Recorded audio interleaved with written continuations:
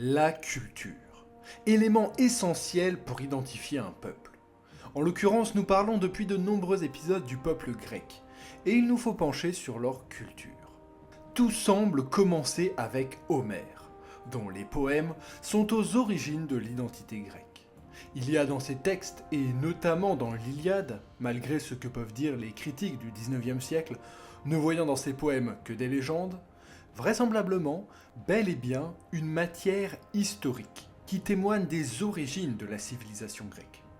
Depuis ce temps, cette civilisation s'est petit à petit affirmée, développant une identité très forte, notamment à travers les arts.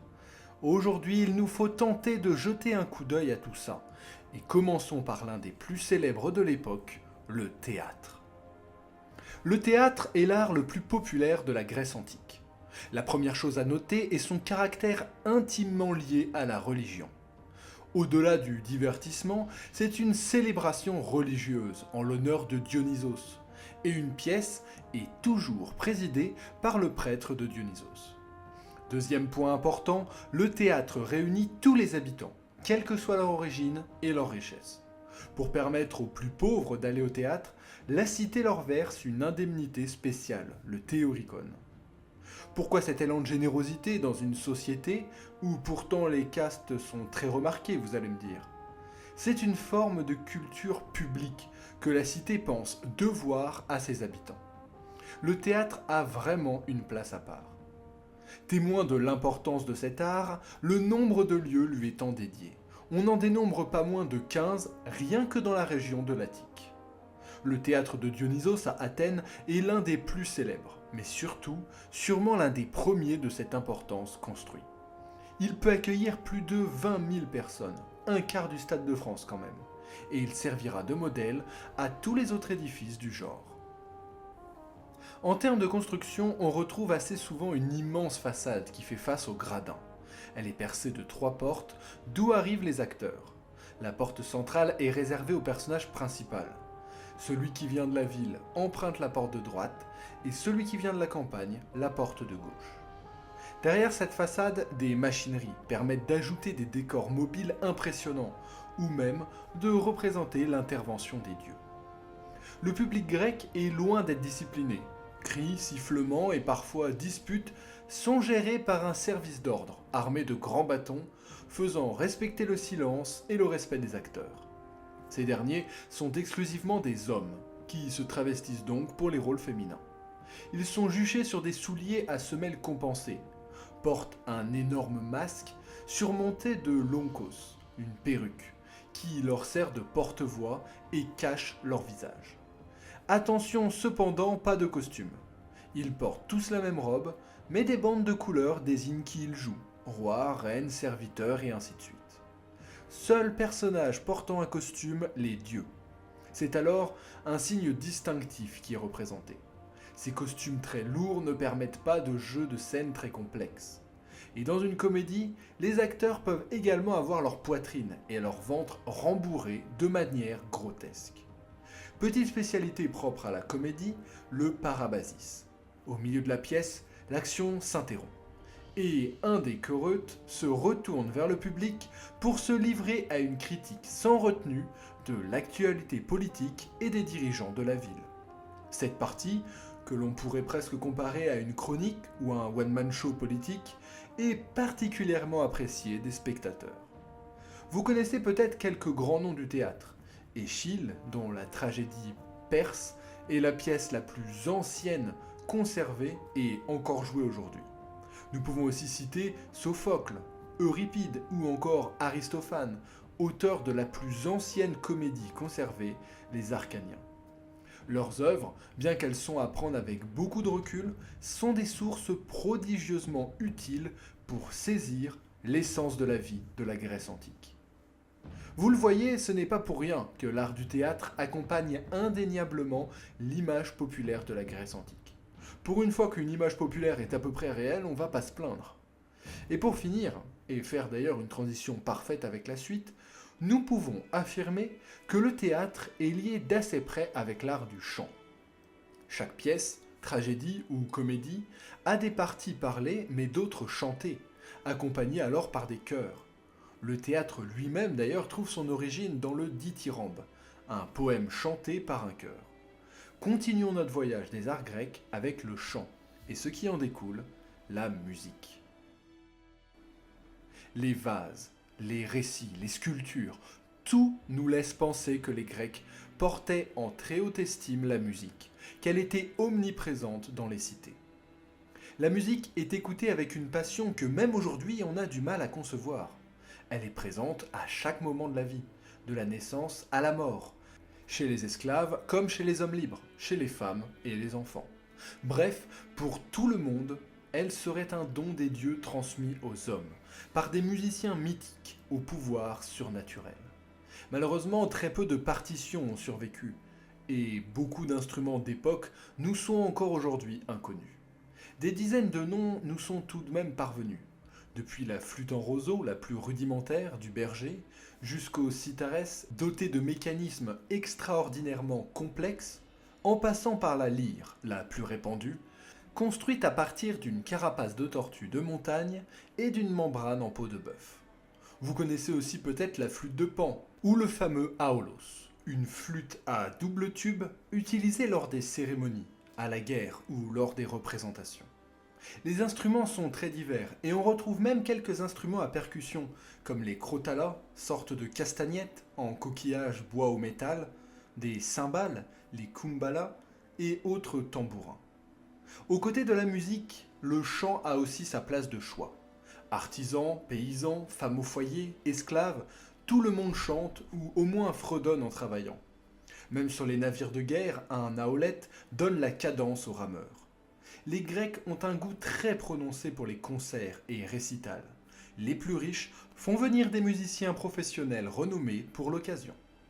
Une tradition veut d'ailleurs qu'à l'issue d'un banquet, les convives entonnent les uns à la suite des autres les couplets d'une, je cite, chanson de table, en s'accompagnant d'une lyre ou d'un barbiton qui passe de main en main.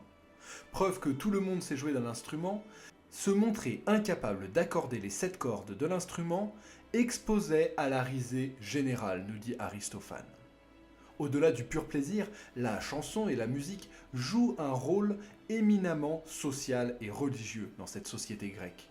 Lors de grandes Dionysis, des fêtes religieuses données tous les 4 ans en l'honneur du dieu du théâtre, de la vigne et du vin, le fameux Dionysos, les chœurs de 15 hommes s'affrontent à l'occasion d'épreuves, tandis que les épreuves de dithyrambe, longs récits en vers chantés, ceux qui sont à l'origine du théâtre, exigent 50 choreutes. C'est là une obligation civique à laquelle on ne se dérobe pas, qui implique d'ailleurs un entraînement de plusieurs mois.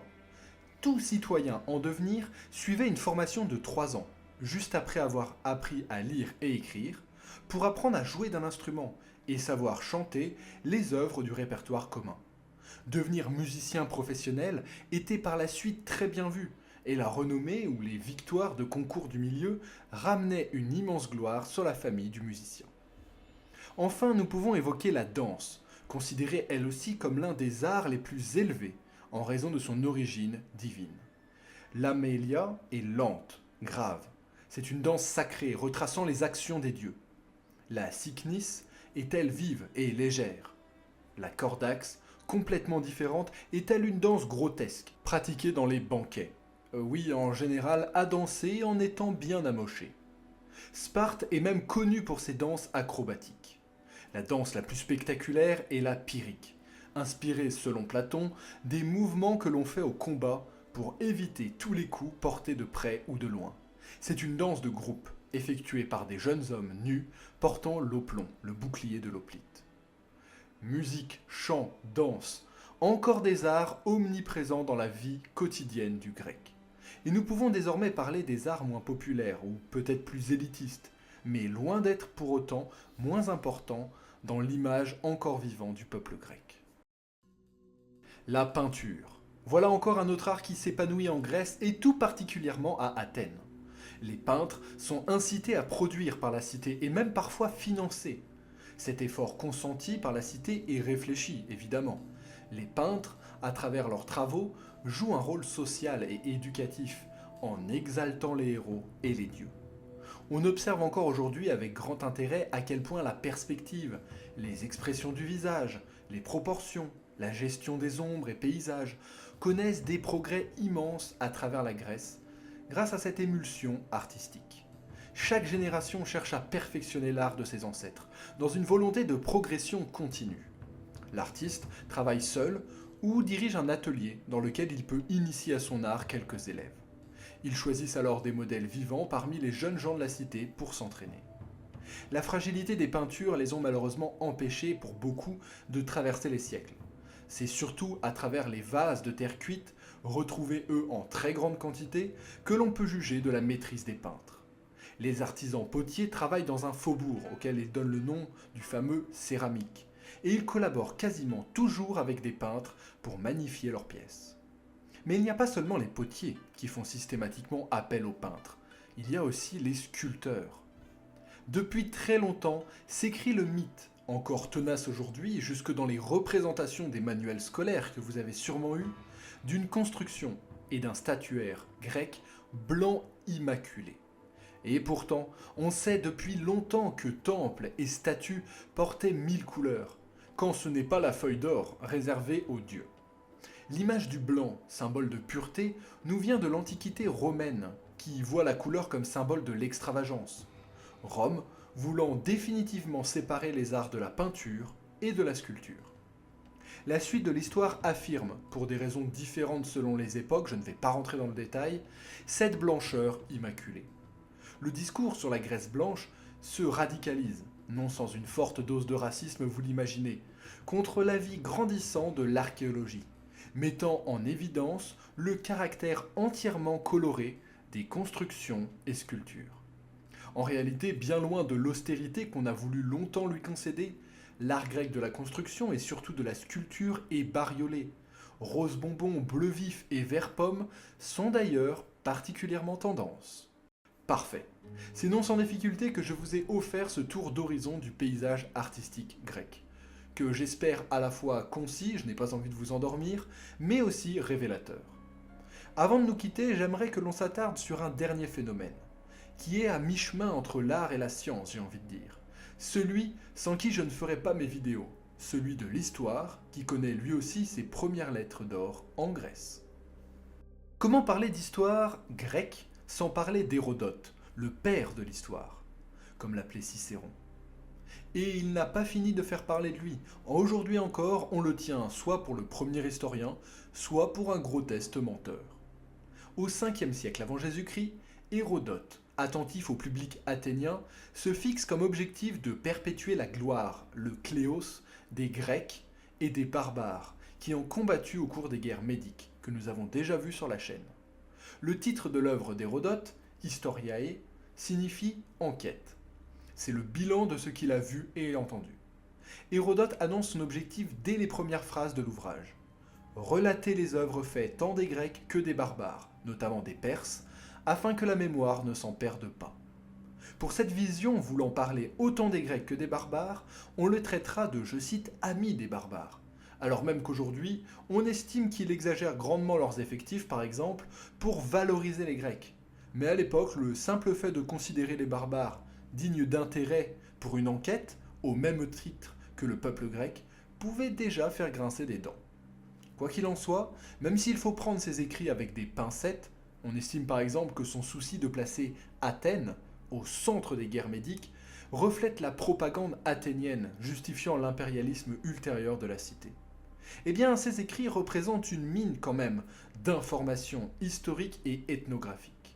Les histoires d'Hérodote demeurent une lecture passionnante par la variété et la richesse de ces informations.